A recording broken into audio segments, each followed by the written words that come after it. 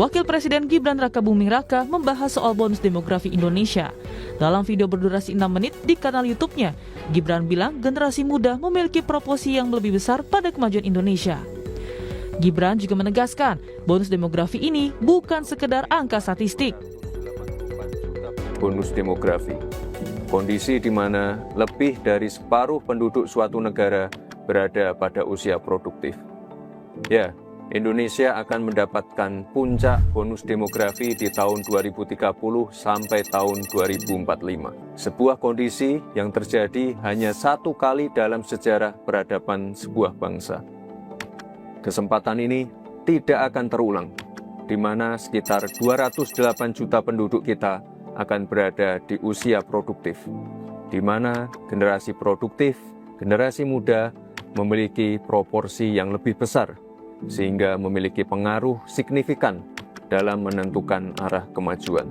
Ini adalah peluang besar kita, ini adalah kesempatan emas kita untuk mengelola bonus demografi agar bukan menjadi sekedar bonus, bukan menjadi sekedar angka statistik yang fantastis, tapi justru sebagai jawaban untuk masa depan Indonesia, di mana faktor penentunya ada di teman-teman semua. Berdasarkan data Badan Pusat Statistik Nasional atau BPS, tren pengangguran di Indonesia memang mengalami penurunan.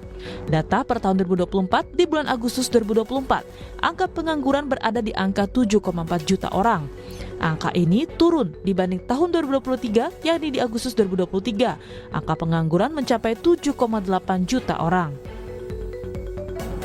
Terkait pengangguran, realita di lapangan menunjukkan banyak warga yang masih berbondong-bondong mencari kerja lewat acara bursa lowongan kerja atau job fair. Misalnya, beberapa waktu lalu Pemprov Jakarta menggelar job fair di sebuah universitas. Lebih dari 5.000 masyarakat hadir di job fair demi mendapatkan pekerjaan. Di sini saya ikut serta dalam mencari pekerjaan. Udah mendaftar ke berapa perusahaan Mas di sini, Mas? Kebetulan saya baru 50 perusahaan, Mas. Harapan saya setelah mengikuti acara job fair ini, anak muda yang mencari pekerjaan agar lebih dapat pekerjaan. Dalam paparannya soal bonus demografi, Gibran juga menyinggung prestasi Timnas U17 yang lolos kualifikasi Piala Dunia dan keberhasilan sebuah film animasi anak Jumbo di Indonesia yang menembus 4 juta penonton. Video Wakil Presiden Gibran Rakabuming Raka yang mendorong generasi muda untuk bersiap diri hingga membuat terobosan untuk Indonesia ke depannya menuai beragam reaksi. Lalu sebenarnya bagaimana negara bisa berperan aktif untuk mendorong bonus demografi ini? Tim Liputan, Kompas TV.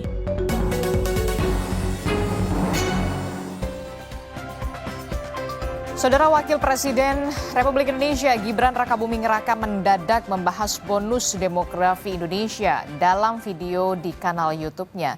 Gibran bilang kalau generasi muda ini harus menyiapkan diri dan berani untuk membuat terobosan. Gibran juga bilang bonus demografi jadi peluang besar dan kesempatan emas untuk masa depan Indonesia. Lalu ada apa di balik munculnya monolog Gibran ini? Benarkah untuk persiapan 2029? Dan bagaimana sebenarnya bonus demografi kita? Apa benar bonus demografi ini menjamin prestasi anak bangsa di masa depan? Kita bahas bersama dengan sejumlah narasumber di pagi hari ini. Sudah hadir ke studio, ada Direktur Eksekutif Parameter Politik Indonesia, sudah ada Mas Adi Prayitno. Selamat pagi, Assalamualaikum Mas Adi. Waalaikumsalam, selamat pagi Adisti. Ya, kemudian juga melalui sambungan daring, ada Sekjen Partai Golkar Pak Sarmuji, kemudian ada Ketua Umum Ikatan Praktisi dan Ahli Demografi Indonesia atau IPADI, Pak Sudibyo Alimuso. Selamat pagi Bapak-Bapak, Assalamualaikum. Waalaikumsalam. Selamat pagi, Waalaikumsalam. Ya, pagi-pagi hari Senin kita sudah membahas bagaimana pernyataan atau monolog yang diunggah seorang Wakil Presiden Republik Indonesia Gibran Rakabuming Raka di kanal YouTube-nya begitu soal bonus demografi. Saya ingin tanya dulu ke partai pendukung pemerintah yang ada di dalam pemerintahan, Partai Golkar, Pak Sarmuji. Jadi sebenarnya apa ini sebenarnya yang akan disampaikan oleh Mas Gibran dan apa maksud dan juga tujuannya, Pak Sarmuji? Sebenarnya ini peristiwa biasa saja ya sebenarnya. Nggak ada yang istimewa banget, nggak ada ya. Lebih istimewa rambutnya Mas Adi itu saya lihat itu. Tetapi karena ini jarang-jarang terjadi, Jadi ya menjadi menarik karena Mas Gibran selama ini kan diam. Saya menilai ini tidak ada maksud lain kecuali untuk memantik concern kita pada sesuatu yang sangat penting. Kita nggak boleh hanya berkutat pada isu-isu kekinian saja, pada hal-hal yang rutin saja, pada hal yang kita hadapi sehari-hari saja. Tetapi kita mesti concern pada hal yang sangat penting yang akan terjadi pada beberapa waktu ke depan. Nah, ini harus ada yang bicara memang. Pembicaraan ini sebenarnya bukan hanya Mas Gibran. Saya sudah berkali-kali mendengar, bahkan puluhan kali saya mendengar tentang bonus demografi. Tapi karena ini diucapkan oleh Mas Gibran, bentuknya monolog, barangkali yang selama ini jarang bicara, tiba-tiba bicara, mungkin itu menarik perhatian. Nah, ini Tetapi ini kan yang jadi menarik perhatian begitu ya, yang biasanya seorang wakil presiden Republik Indonesia gitu, Mas Gibran Rakabuming Raka ini jarang sekali berbicara di depan publik, kemudian loh kok tiba-tiba saja monolog banget muncul membahas soal bonus demografi. Apakah kemudian ingin menjadi spotlight atau ingin disorot atau kemudian ada agenda lain sebenarnya, Pak Sarmuji? Ya memang jadi wakil presiden itu serba salah ya. Jadi wakil bukan hanya wakil presiden, wakil gubernur, wakil wali kota, itu serba salah. Kemajon sedikit salah. Nanti dipikir, wah ini pasti ada agenda ini. Mau nyalip presidennya atau mau nyalip wali kotanya atau mau nyalip gubernurnya. Tapi nggak berbicara apapun, tenggelam juga salah. Nanti publik akan ngomong, kita punya wakil presiden nggak sih? Nah, nanti akan begitulah Mas Gibran saya lihat mencoba untuk mencari celah, tidak kemajon, tidak terlalu maju, tetapi juga ingin memantik sesuatu yang sangat penting, yang barangkali banyak pihak belum bicara. Memang caranya memang monolog. Menjadi menarik kan caranya monolog, bukan dialog, bukan podcast dan sebagainya. Menurut saya caranya pun ini menarik dan menurut saya ini bagian penting. Cara ini merupakan bagian penting untuk memantik concern masyarakat terhadap sesuatu yang sangat penting. Oke, kalau kemudian ini menjadi menarik lagi ketika seorang Mas Gibran Rakabuming Raka tidak hanya monolog tapi kemudian juga tampil berdiskusi di hadapan mahasiswa, calon-calon usia produktif yang nantinya akan mengisi Indonesia Emas di 2045. Nanti salah lagi dipikir menggalang potensi mahasiswa. Oh, tidak bertukar pikiran karena ingin menciptakan bonus demografi yang tentu saja berkualitas begitu ya, Pak Sarmuji. Tapi saya bergeser dulu dari sisi politik nih, dari sisi politis ke Mas Adi. Mas Adi, Anda melihat ini apakah sebuah kebetulan saja atau kemudian ada maksud dan juga tujuan lain begitu dari sisi politis seorang Gibran Rakabuming Raka, wakil presiden yang biasanya jarang berbicara kemudian monolog di akun YouTube dari Wapres ini akhirnya berbicara soal bonus demografi? Ya, saya kira memang tidak mudah jadi Wapres Gibran Rakabuming Raka. Bisa bicara salah, tidak bicara pun juga salah. Kata Pak Sarmuji berarti benar dong? Kan begitu memang, karena sejak awal soal kemunculannya dalam kompetisi di 2024 itu kan memang menimbulkan kontroversi yang sampai hari ini tidak berkesudahan. Nah, yang menjadi spesial itu sebenarnya bukan hanya soal apa yang diomongkan, tapi karena memang selama ini kurang lebih sekitar sudah 6 bulan jadi wakil presiden Prabowo, Gibran itu kan hanya dianggap misalnya ya bagi-bagi susu ataupun misalnya berkunjung ke sekolah, kasih buku dan terusnya. Publik sebenarnya berharap ada sesuatu yang di-highlights terkait dengan gagasan dan narasi-narasi besar sebagai wakil presiden Republik Indonesia. Jadi wajar kalau kemudian ketika bicara tentang bonus demografi banyak yang menyambut. Tentu ada pro dan kontra. Kalau kita melihat style mantan-mantan wakil presiden di Republik Indonesia, kalau kita melihat Profesor Dr. Kiai Ma'ruf Amin ya, pasti itu concernnya orang bicara tentang ekonomi syariah. Kalau kita bicara tentang misalnya Pak Yusuf Kalla, orang bicara tentang bagaimana industri, kemudian pengusaha dan seterusnya itu menjadi pilar utama sebuah bangsa dan negara itu established. Nah, publik melihat Gibran ini bicara tentang bonus demografi mungkin tidak terlepas karena posisi Gibran yang masih sangat muda. Yang kedua yang secara prinsip memang ini dianggap sebagai sesuatu yang memang harus di-guide oleh Gibran. Tapi saya sebenarnya menunggu bagaimana bonus demografi itu soal bagaimana pemanfaatan dunia digital yang selama ini selalu diekspos oleh Gibran sebagai opportunity, kesempatan anak-anak muda itu jangan hanya terpaku pada misalnya nih kerja-kerja dalam sektor formal, bawa map ke kantor, diwawancara, bukan di situ. Tapi dunia digital itu kemudian akan membuat seseorang itu bisa kompetitif, dia maju dan seterusnya. Makanya yang dicontohkan itu adalah film Jumbo yang animasi. Nah, saya membayangkan Mas Gibran, anak muda, bagaimana eksposur ke depannya itu adalah memanfaatkan dunia digital sebagai upaya yang penting. Itu substansinya.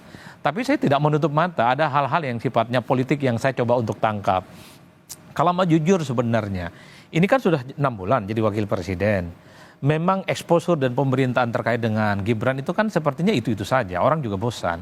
Sementara pada setting bersamaan, orang yang relatif juga akan muncul di 2009, seperti AHY, juga Zulkifli Hasan, satu persatu sudah mulai menunjukkan bahwa mereka ini adalah sebagai sosok yang juga memiliki performa yang layak diperhitungkan dalam kompetisi pilpres. Artinya apa? Gibran tentu tidak bisa hanya berada di zona nyaman wakil presiden saat ini yang seakan-akan otomatis di 2029 akan mendapatkan tiket untuk pencapresan entah sebagai calon presiden atau sebagai wakil presiden untuk bersandingan dengan Prabowo Subianto kembali. Itulah yang saya kira ini bagian dari upaya dari Gibran menciptakan momentum supaya terus menjadi spotlight pembicaraan bahwa Gibran adalah sebagai sosok yang juga sangat punya kapasitas, kompetensi, punya kemampuan untuk menjadi pemimpin di masa-masa yang akan datang. Karena kalau ini tidak dilakukan, Adisti, saya kira memang ke depan akan kebalap dengan calon pemimpin-pemimpin lainnya. Sorry to say, AHY sebagai Menko dan Ketua Umum Partai Demokrat exposure menyampaikan gagasan-gagasan besar terhadap Indonesia semakin besar. Zulkifli Hasan juga mulai speak up tuh. Kata Zulkifli Hasan kalau soal pilpres mungkin sudah sepakat dengan Prabowo, tapi untuk wakil presiden nanti dulu dibicarakan. Bukan tidak mungkin, PAN juga punya intensi untuk maju dan bisa berdampingan dengan Prabowo. Jadi mungkin bagi orang yang tidak terlampau engage dengan politik, bukan aktivis partai, ataupun tidak pegiat politik, pemilu masih lama. Tapi bagi para politisi, 2029 itu sudah sejengkal, Adisti. Ini sudah mulai ditapaki satu demi satu begitu. Dan ini menjadi upaya Gibran Rakabuming Raka juga supaya bisa tetap dapat spotlight di 2029 nanti. Betul, menjadi exposure dan selalu menjadi perbincangan bahwa Gibran ini tidak hanya selesai jadi wakil presiden di 2029, itulah yang sepertinya ingin ditunjukkan. Kalau mau jujur sebenarnya, ini mungkin baru pertama kali di mana wakil presiden monolog kemudian diunggah di akun YouTube pribadinya. Rata-rata kan pejabat publik, dia konferensi pers, undang begitu banyak media, dan kemudian speak up ke publik soal isu-isu yang kemudian dia coba guidance untuk disampaikan. Tapi bagi saya ini sudah menjadi sesuatu hal yang baik, positif. Artinya Gibran sudah mau mulai bicara tentang sesuatu yang besar dan mau juga dong didebat oleh masyarakat dan publik. Bicara tentang bonus demografi, saya kira tidak ada yang kemudian bisa membantah. 2030 sampai 2045 memang mayoritas penduduk kita adalah manusia produktif. Tapi kan orang bertanya, yang produktif ini mau diapain? Per hari ini pengangguran, akses terhadap dunia pendidikan yang kemudian dianggap layak, itu justru di mayoritas itu adalah kelompok-kelompok bonus demografi. Jadi bukan hanya sebatas retorika, bukan hanya sebatas konsumsi, tapi keberpihakannya itu adalah secara prinsip bagaimana anak muda itu bukan hanya sebatas wacana, tapi secara prinsip dia memang dipersiapkan sebagai satu stimulus untuk menjadi tonggak estafet kepemimpinan di masa yang akan datang. Kan begitu, Adisti. Apa yang kemudian ingin saya sampaikan, kalau kita mengacu pada negara yang sudah maju seperti China, anak mudanya itu jangan seperti yang sekarang, tapi investasi di bidang pendidikan, inovasi dan teknologi. Itulah yang kemudian membuat China per hari ini cukup confident dan bahkan melawan Amerika. Apakah kita sudah menyiapkan itu semua? Dan kita harus mempersiapkan itu begitu ya. Betul. Jangan jadi followers juga ternyata ya. Betul, bukan hanya sebatas retorika dan konsumsi bahwa bonus demografi itu indah diomongkan, tapi dalam praktiknya banyak anak muda yang hampa dalam hidupnya. Itulah yang saya sebutkan, mengacu kepada negara-negara maju. Bagaimana anak muda ini semakin top ya, pendidikan, inovasi dan teknologi itu adalah sesuatu yang niscaya dan tidak bisa kita bantah. Oke, jadi jangan hanya sebatas retorika begitu ya, tapi kemudian kenyataannya seperti apa, melek begitu ya. Betul, itu yang secara prinsip ya. Saya ke Pak Sudibyo. Pak Sudibyo, ini kalau misalkan kita lihat begitu ya, seorang wakil presiden Republik Indonesia akhirnya membahas soal bonus demografi yang nantinya kita akan sambut di 2030 begitu ya, Mas Gibran Rakabuming Raka. Sebenarnya kalau kita lihat sendiri, bagaimana demografi kita saat ini? Apakah kemudian yang sudah dikatakan oleh Mas Gibran ini bisa dikatakan generasi emas, peluangnya banyak, tapi realitanya seperti apa? Pak Sudibyo.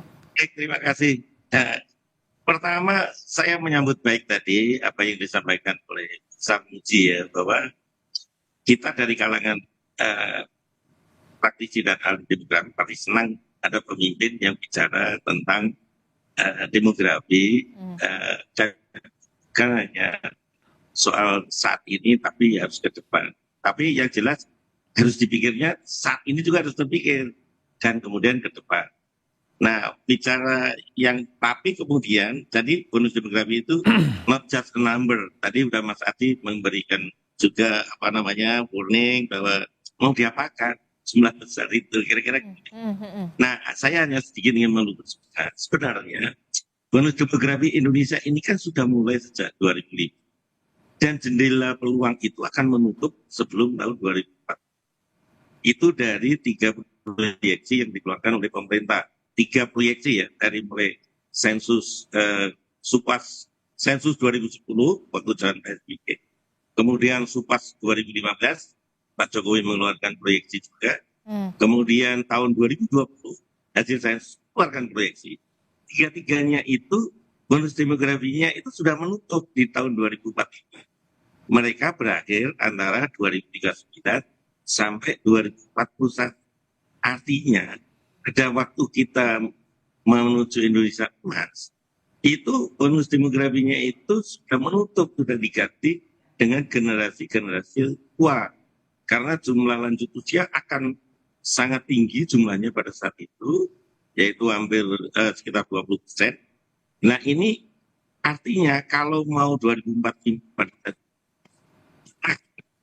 merubah untuk mendapatkan bonus demografi kedua, yaitu ditambah dengan lanjut usia yang semakin sehat dan produktif. Nah kira-kira begitu ya, ini anu kuncinya. Nah yang penting adalah bahwa bonus demografi ini kan segera menutup jendelanya. Ini kan ada 4 syarat sebetulnya yang untuk memetik itu. Yang pertama, SDM kita itu harus berkualitas mulai sekarang ini. Jadi harus berkualitas betul. Nah itu SDM berkualitas itu perlu pendekatan memang dari sejak lahir sampai kemudian lanjut usia. Ini sudah betul ya, ini langkah pemerintah sebenarnya sudah mulai stunting digarap dan seterusnya supaya nanti menghasilkan SDM yang berkualitas, karena saat ini kualitas kita kan masih ya dalam tanda petik masih kurang bersaing dengan negara-negara lain lah gitu, karena indeks pembangunan manusia kita kan masih cukup rendah. Nah kemudian yang kedua, tenaga kerja itu harus terserap. Tadi disampaikan oleh oleh presenter bahwa pengangguran kita masih cuma 8 juta dan seterusnya. Ini juga mengkhawatirkan karena di dalam bonus demografi itu kan semua yang bekerja itu kan menanggung yang tidak produktif. Nah kalau yang produktif itu tidak bekerja, tidak punya kerjaan dan sebagainya, itu kan jadi persoalan. Kalau kita lihat Pak Sudibyo, ini kan kalau kita lihat ya tren pengangguran di Indonesia begitu memang trennya memang menurun dari 2023 ke 2024. Tapi kemudian pada kenyataannya pencari kerja jadi masih susah, PHK di mana-mana begitu. Nah bonus demografi ini apakah nanti jadi masalah? Apakah ini jadi problem tidak? Kalau memang sudah banyak orang terus SDM-nya lapangan pekerjaannya tidak ada begitu. Iya betul. Kalau dia tidak bisa menanggung dirinya sendiri dan keluarganya, dan mereka yang tidak produktif, maka bonus itu akan menjadi bencana akhirnya. Kalau jumlahnya besar, kemudian ini masalahnya kita itu penduduknya itu terlanjur besar gitu jumlahnya ya. Bukan seperti negara-negara lain, kita keempat terbesar di dunia ini. Jadi artinya memang dengan penduduk yang besar itu memang mengelolanya tidak semudah dengan negara-negara yang kecil lah kira-kira begitu. Tetapi ini jadi persoalan ini.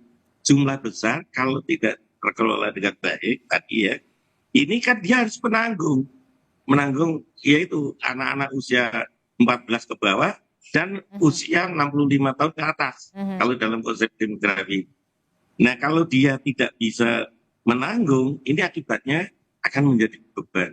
Jadi yang dikatakan bonus itu bukan bonus, karena sebenarnya kita walaupun dikatakan dapat bonus, tapi sebenarnya nggak dapat bonus. Itu hanya dalam tanda petik baru iming-iming pendudukmu itu strukturnya menguntungkan kira-kira gitu. Nah syaratnya ada 4, jadi menjadi bonus bisa dipetik itu. 1, SDM-nya berkualitas. Kedua, tenaga kerjanya tertampung. Ketiga, perempuan juga bekerja. Tapi perempuan kita kan dalam bonus demografi kan perempuan termasuk yang menanggung karena dia termasuk usia produktif. Tetapi tenaga kerja wanita kita itu kan yang bekerja, tenaga wanita yang bekerja kan tidak sebesar yang pria, masih kira separuhnya atau apa gitu ya. Nah yang keempat itu dia berhasil, negara itu memetik bonus demografi kalau tabungan masyarakat itu meningkat. Nah ini perlu kita Jadi diksinya bukan bonus demografi, lalu apa dong Pak Sudibyo kalau? Sebetulnya dia masih seperti istilahnya itu demografi dividen. Jadi Demografi. ini masih dividen itu. Belum terpetik itu, tapi kalau untuk menggampangkan ya udahlah kita bonus demografi gitu ya. Karena kita belum dapat bonus.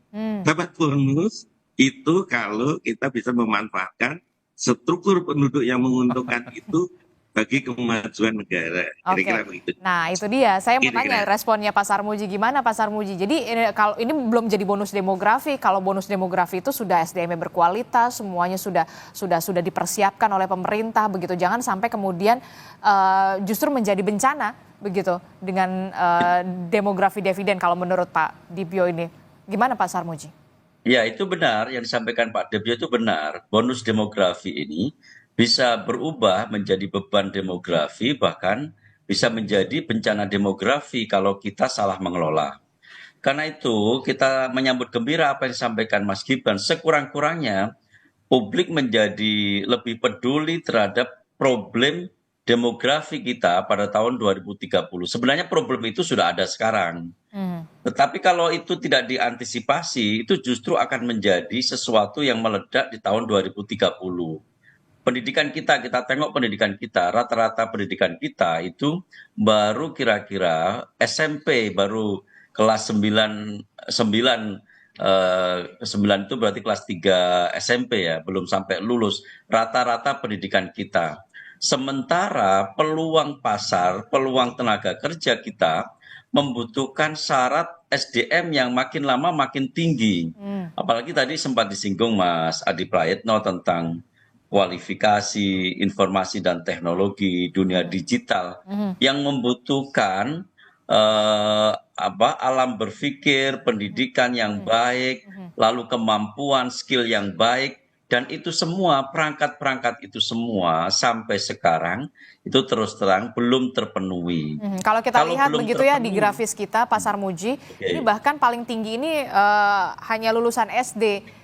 48,26 begitu. Kalau untuk lulusan S1 universitas begitu ya, hanya 18,8. Mampu tidak? Kalau berdasarkan kenyataan ini, rasanya bonus demografi itu belum akan kita dapatkan pada 2030. Tetapi ini kan masih ada waktu. Ada persiapan yang sekarang menuju tahun 2030. Karena itu senyampang ini baru 2025. Ayo konsentrasi kita terhadap apa yang disebut sebagai bonus demografi atau demografi kita yang paling menguntungkan, komposisi usia produktif kita yang paling banyak. Ayo kita manfaatkan, kita persiapkan benar. Kalau enggak nanti menjadi beban demografi. Masalahnya cukup nggak dalam waktu 5 tahun ini, waktu kita 5 tahun ini untuk mempersiapkan itu semua, Pak Sarmuji? Setidak-tidaknya kalau kita genjot sekarang, setidak-tidaknya kita lebih siap 5 tahun lagi dibanding kita melakukan ini biasa-biasa saja. Sesuatu yang kita anggap akan natural saja. Karena ini nggak boleh natural, ini harus kita genjot, harus kita lakukan intervensi untuk memanfaatkan bonus demografi betul-betul menjadi bonus, bukan sebagai beban atau bencana. Oke, kalau menurut Mas Adi gimana ngelihatnya? Apakah ini hanya sekedar retorika atau kemudian kalau kita lihat faktanya, realnya tadi by data seperti itu? Ya, pertama tentu soal bonus demografi ini kan sebenarnya daur ulang dari diskursus dan isu lama ya terkait dengan betapa seorang anak muda itu adalah calon pemimpin masa depan. Betul. Ada ungkapan yang berbahasa Arab, inna fi yadisyabani amrul ummah wa fi aqdamikum hayataha. Jadi urusan bangsa dan negara itu mantap kalau diurus oleh anak-anak muda. Itu jelas secara eksplisit. Bahkan Bung Karno kan ngomong, kasih saya 10 pemuda akan saya guncang dunia. Sama juga dengan kayak gini intonasinya Adisti, bahwa di 2030 sampai 2045 itu adalah puncak kejayaan di mana Indonesia itu punya demografi dividen, ya anggaplah begitu, ataupun bonus demografi yang kemudian dipersiapkan sebagai calon-calon pemimpin. Setuju dalam bantahan, dalam arti bahwa tidak ada bantahan yang kemudian bisa dijadikan sebagai argumen untuk menolak itu. Karena kalau kita membaca angka-angka statistik, di 2030 itu adalah masa keemasan di mana memang anak muda begitu banyak jumlahnya di Indonesia. Tapi kan orang bertanya, anak muda yang dipersiapkan 5 tahun lagi ini, 10 tahun lagi, diapain nih sekarang? Kalau model pendidikannya masih pakai gini, hanya 18% yang lulusan S1. Diploma itu sekitar 16%. Orang bertanya, per hari ini yang lulusan S1 dan diploma sekalipun kan kesulitan untuk meningkatkan skill, kapasitas, bahkan untuk nyari kerja sekalipun Nyari itu kerja aja rumit. susah. Nah kemarin yang sempat menggagas soal kabur aja dulu adalah mereka yang lulusan S1 sebenarnya. Kalaupun toh dapat kerjaan tidak manusiawi, tidak sesuai dengan kemampuannya, dengan fee yang didapatkan. Itu secara substansi. Tapi saya ingin meletakkan bagaimana persoalan mendadak Gibran ngomong bonus demografi dalam konteks adalah bagaimana ini soal bagaimana menjaga stamina politik di masa-masa yang akan datang, 2029 Adisti. Karena kalau kita mau jujur sebenarnya, kalau Gibran bicara tentang 2029 dan di masa yang akan datang, maka per hari ini semua gestur, perilaku, dan statement-statement politiknya harus terkonstruk sebagai upaya bahwa beliau itu adalah sosok yang memang cukup kompetitif, kredibel diperhitungkan sebagai calon-calon pemimpin. Ingat loh, 2029 semua orang ingin berkompetisi. Ambang batas presiden sudah dihilangkan. 2029 juga per hari ini saya membayangkan kalau tidak mau berhadapan-hadapan dengan Prabowo Subianto, pasti sedang berebut siapa yang bisa mendampingi Prabowo Subianto untuk yang kedua kalinya. Tentu bukan hanya Mas Gibran. Di situ banyak ketua umum partai yang per hari ini mempersiapkan langkah-langkah segalanya. Bangun narasi, belusukan, kerja-kerja politik yang saya kira itu sudah dimulai dilakukan kerja-kerjanya. Dan itu memang sudah di underground, sudah ditapaki. Dan itu sudah ditapaki. Apakah itu salah? Ya tentu saja nggak ada yang salah. Jadi Bang Sarmuji, kalau elit-elit kita, pimpinan-pimpinan kita, ketum partai, calon-calon pemimpin mau belusukan tiap hari itu bagus. Ini pencitraan yang mantap. Apalagi setiap kunjungan ngasih sesuatu, ngasih buku, ngasih susu, ngasih bansos, ditunggu sama orang. Tapi apakah nanti akan dipilih atau tidak? Nanti dulu. Tapi secara prinsip masyarakat di bawah itu sangat senang kalau ada elit, ada pemimpin, orang penting, sering bertemu dengan mereka, berdialog dengan mereka. Apa permasalahannya? Apa permasalahannya, sekalipun yang dikasih itu hanya sebatas bansos ataupun kau senang. Saya kira senang. Siapa sih yang tidak senang kemudian selfie dengan elit-elit negara? Jangankan wakil presiden, Bang Sarmuji kalau turun di dapilnya pasti dipeluk-peluk itu. Mulai dari emak-emak, anak muda, senang ada pemimpin, anak muda, kemudian lulusan pesantren, ini soleh batul dan ketemu dengan rakyat. Saya kira di situ nggak ada yang soal. Atau jangan-jangan Golkar sendiri sudah mempersiapkan juga generasi muda Golkar. Oh pastinya. Nah, mumpung ingat Golkar ya. Saya kira Golkar ini harus keluar dari jebakan sebagai spesialis untuk sebatas mengusung calon wakil presiden. Wow, jadi harusnya? Padahal kalau mau jujur pasca reformasi yang stabil suara pileknya itu adalah Golkar. Minimal dia runner up. Masa iya sih nggak punya calon presiden sendiri? Nah, itu dia yang harus nanti kita temukan jawabannya di jeda kedua begitu ya, di paruh kedua. Pak Sarmuji, jadi tetaplah bersama kami di Sapa Indonesia Pagi. Terima kasih Anda masih bersama kami di Sapa Indonesia Pagi. Saudara, kita masih membahas soal bagaimana pernyataan dari Wakil Presiden Republik Indonesia Gibran Rakabuming Raka yang kemudian speak up atau berbicara soal demografi ya, yang nanti akan dihadapi, bonus demografi yang dihadapi Indonesia di tahun 2030 hingga 2045 begitu, pemanfaatan teknologi artificial intelligence, AI yang kemudian harus kita maksimalkan betul begitu. Nah, juga apakah ini menjadi upaya seorang Gibran Rakabuming Raka untuk bisa dapat spotlight yang konstan sampai ke 2029 di tengah ambang batas sudah dihapuskan, ada nama Pak AHY, Mas AHY, kemudian tokoh-tokoh politik. Nah, kalau di Golkar sendiri gimana? Sudah dipersiapkan nggak sih sebenarnya untuk tokoh-tokoh muda atau kemudian malah Gibran ini, Pak Sarmuji? Gini ya, Golkar itu setia pada fungsi partai politik sebenarnya. Fungsi partai politik itu salah satunya adalah rekrutmen politik.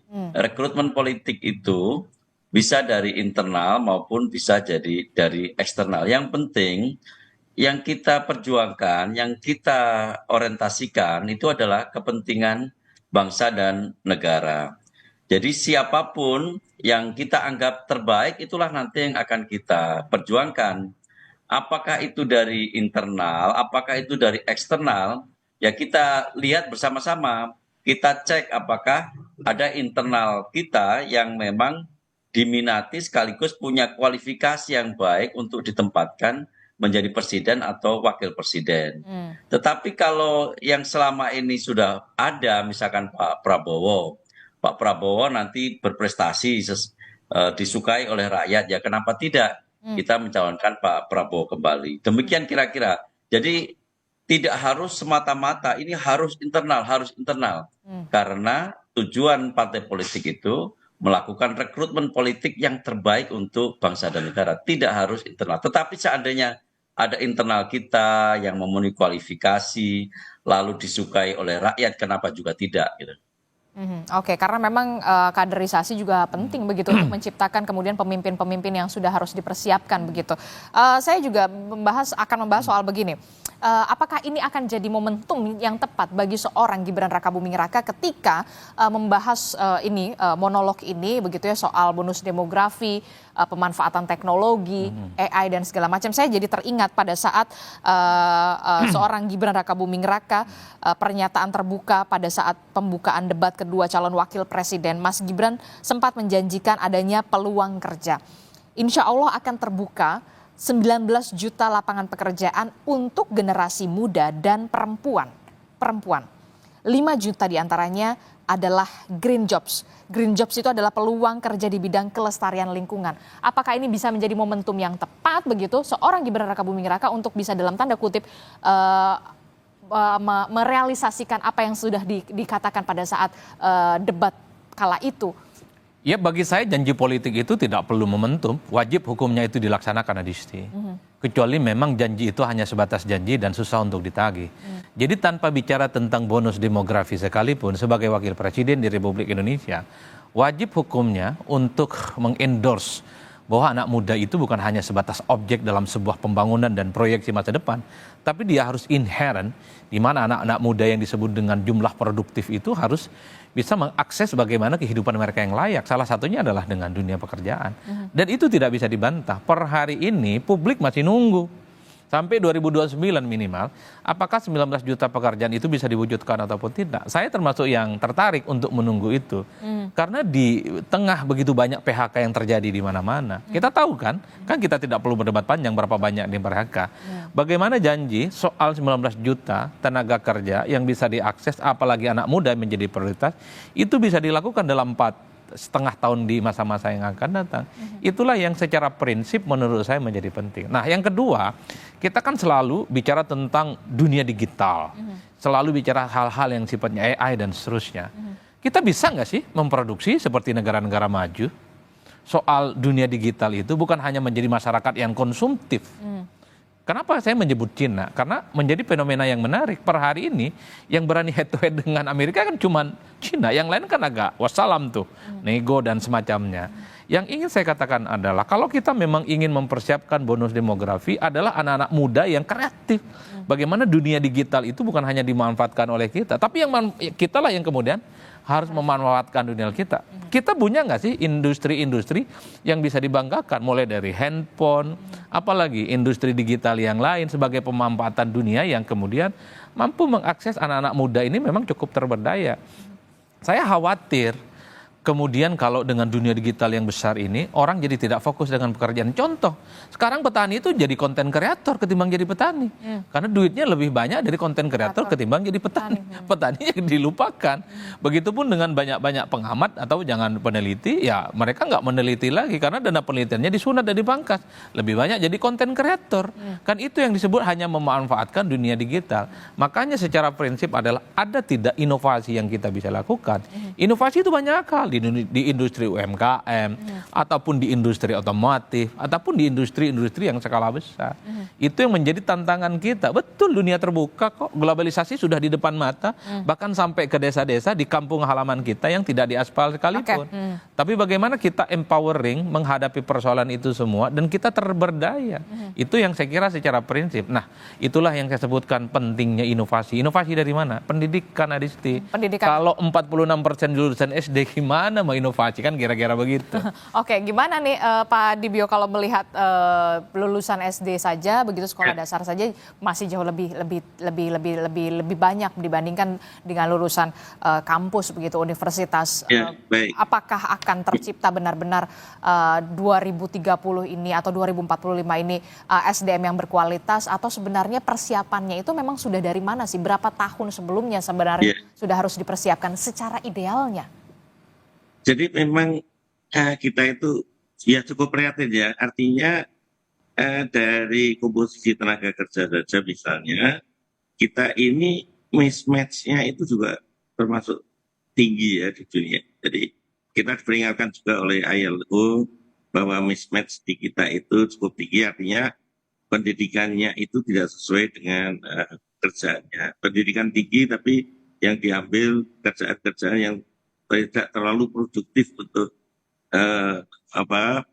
tingkat pendidikan yang diambil dan seterusnya.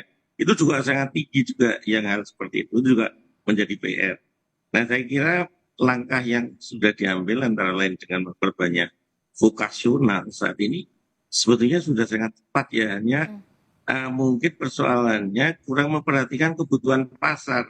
Seharusnya kan orang-orang yang lulus vokasional itu kan langsung misalnya dapat bekerja, berwirausaha dan sebagainya. Tapi pada kenyataannya kalau kita lihat statistik tenaga kerja yang dikeluarkan oleh BPS itu banyak lulusan vokasional juga nganggur malahan gitu ya. Jadi ini kan jadi persoalan kan. Teorinya orang yang di vokasional artinya lebih cepat beradaptasi kemudian bekerja. Nah itu saya kira bisa nanti mendorong upaya kita untuk memetik bonus demografi itu. Nah kemudian yang berikutnya itu daerah itu juga harus diperingatkan. Jangan hanya pusat saja karena toh ini kan tenaga kerja itu kan tersebar di daerah juga. Daerah dan mereka juga otonom ya. Jadi harusnya daerah itu concern pada sumber daya manusia yang ada di tempatnya, soal pekerjaan di tempatnya, karena nasional itu kan kumulatif dari daerah juga. Dan momentum bonus demografi itu di daerah berbeda-beda.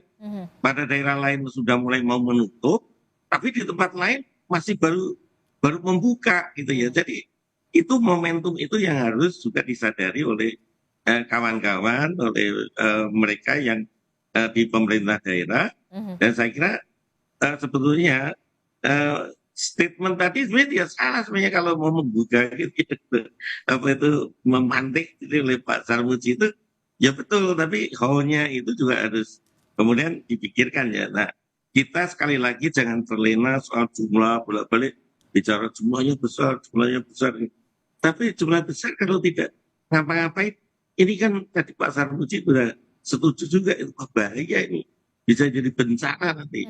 Jadi kalau jumlah besar itu justru kita harus prihatin nih. Jumlah besar kalau nggak berkualitas gimana ini? Ya. Ini kan jadi persoalan. Ya itu pertanyaan besar sebenarnya Pak Dibio. Kemudian yang kedua ini momentum lanjut usia ini. Indonesia ini mengalami gelombang lanjut usia yang lebih cepat dibandingkan dengan negara lain momentumnya. Jadi kalau negara lain itu dibutuhkan waktu sekitar 50 tahun untuk membuat jumlah lansia itu doubling time, artinya 2 kali lipat jumlahnya. Indonesia itu hanya dibutuhkan waktu sekitar 20 tahun. Jumlah lansianya itu akan membengkak 2 kali lipat. Karena bawaan dari generasi bonus demografi ini. Begitu lewat tahun 2030, tahun 2038 itu sekarang ini lansianya 27 juta, 29 juta. Tahun 2038 kita sudah 48 juta lansia. Tahun 2045 sudah 66 juta lansia.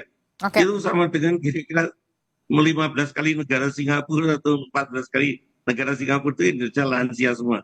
Nah untuk apa lansia ini? Harus sehat, produktif. Kalau nggak sehat, jadi beban lagi. Nah oleh karena itu, kalau lansianya ini sehat, produktif, orang selalu bilang ini disebut kita memasuki bonus demografi yang kedua. Second phase of bonus demografi. Harapannya seperti itu. Jadi yang muda terus dapat kerjaan, yang lansia juga tetap bisa sehat dan produktif. Nah ini kalau menurut Anda 3 poin krusial yang harus dipersiapkan dan berapa lama sebenarnya harus mempersiapkan itu? Ya sebetulnya kan kita sebenarnya pada tahun 2005 itu kan sebenarnya Indonesia sudah masuk jendela peluang bonus. Kemudian peaknya itu sebenarnya di 2020, 2030-an ini. Tetapi kan ini kan ke arah 2030 ini kan masih ada waktu ya. Ini peaknya, puncak-puncaknya itu karena apa? Beban ketergantungannya itu paling rendah. Paling rendah. Jadi itu dianggap, wah ini sangat bagus untuk investasi dan sebagainya. Nah ini jangan telat kita, jangan telat. Jadi artinya, oke lah kita sudah kemarin tidak pernah membahas sampai tahun 2020-an, itu jarang ya bicara itu. Nah sekarang ini harus benar-benar mulai dari menata SDM-nya, kemudian wanitanya supaya juga mulai ikut bekerja, kemudian kebiasaan untuk berinvestasi, menabung, dan seterusnya ini menjadi penting ya. Nah, kemudian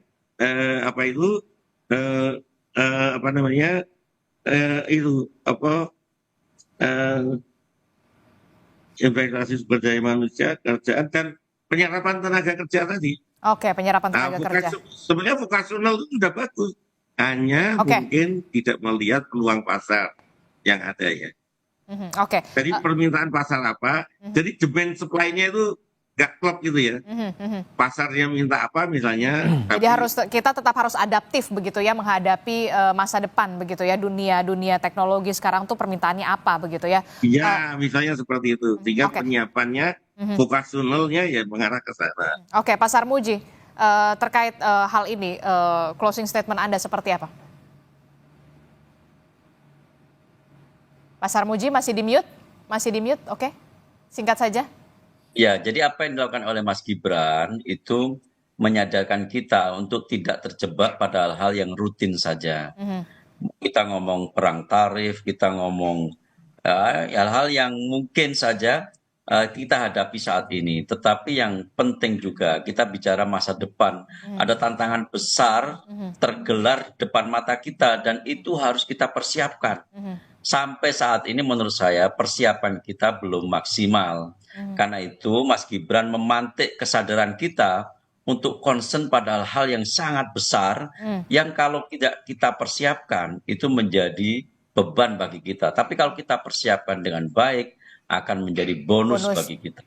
Termasuk juga ini kita juga menanti masih pernyataan dari Mas Gibran soal akan terbuka 19 juta lapangan pekerjaan untuk generasi muda perempuan, 5 juta diantaranya di bidang green jobs. Ya, itu harus kita create, nggak bisa terus kemudian itu terus sudah kita sampaikan lalu nggak kita create, itu pasti akan menjadi barang yang terlupakan. Tetapi kalau dikreasikan, dipersiapkan, lalu bagaimana cara mewujudkannya, di bidang apa saja, mungkin akan bisa menjadi nyata. Oke, kita akan lihat dan juga nantikan. Terakhir Mas Adi, apa yang ingin Anda sampaikan soal poin kritis ataupun highlight dari soal Mas Gibran ini, monolog soal bonus? Ya, saya kira bagus pemimpin itu kalau sering bicara sesuatu hal yang besar, dan semakin bagus juga kalau pemimpin itu membuktikan apa yang diomongkan. Saya khawatir apa yang disebut dengan istilah filsafat, the science and the solemn, sesuatu yang diomongkan dengan apa yang terjadi itu berbeda. Kita tidak mau punya pemimpin yang seperti itu. Bicara tentang bonus demografi, anak muda kemudian mampu mengakses dunia pekerjaan, itu yang kita inginkan. Tapi yang paling penting adalah bagaimana demografi ini di 2045 itu nyata adanya, dan keberpihakan pemerintah dalam hal ini adalah sesuatu yang memang akan terus ditagih dan dipertanggungjawabkan. Karena kalau kita mau jujur sebenarnya Adisti, secara politik per hari ini, di kita itu tidak ada persoalan apapun. Semua partai politik, semua eksponen, semua kepentingan politik ini kan tegak lurus dengan pemerintah. Termasuk partai yang kalah pemilu sekalipun per hari ini tegak lurus dan sami'na wa ta'na. Ini tidak ada persoalan yang saya kira menjadi hambatan serius untuk mewujudkan bagaimana demografi ini menjadi bonus, bukan hanya demografi yang sebatas berjalan di tempat menjadi dividen. Itulah yang saya sebutkan, pemimpin kita itu memang harus jago ngomong, jago membangun narasi-narasi besar, karena itu adalah bagian dari mindset seorang pemimpin itu punya ekspektasi terkait dengan pemimpin-pemimpinnya. Saya kira negara-negara maju seperti sekarang itu bukan hanya dipikirkan sekarang, tapi dipikirkan 40-50 tahun sebelumnya. Itulah yang kita harapkan. Kalau betul kita punya bonus demografi, endingnya 2045, per hari ini apa yang sudah dilakukan buat adik-adik kita yang masih umurnya belum produktif itu. Kan itu saja kunci bagi saya supaya bonus demografi ini bisa dimanfaatkan untuk kemajuan bangsa, kompetitif. Itu tadi, pendidikan, inovasi, dan vokasi. Itu saja kuncinya. Oke, kita akan nantikan tentu saja SDM yang berkualitas harus ditapaki dari sekarang begitu, walaupun kita cuma punya waktu kurang dari 5 tahun lagi begitu ya. Kita akan lihat nanti akan seperti apa. Terima kasih Pak Dibyo, kemudian Pak Sarmuji, Mas Adi Prayitno telah bergabung bersama kami dalam dialog kita di pagi hari ini. Terima kasih Bapak-Bapak, sehat selalu. Assalamualaikum, selamat pagi. Waalaikumsalam warahmatullahi wabarakatuh.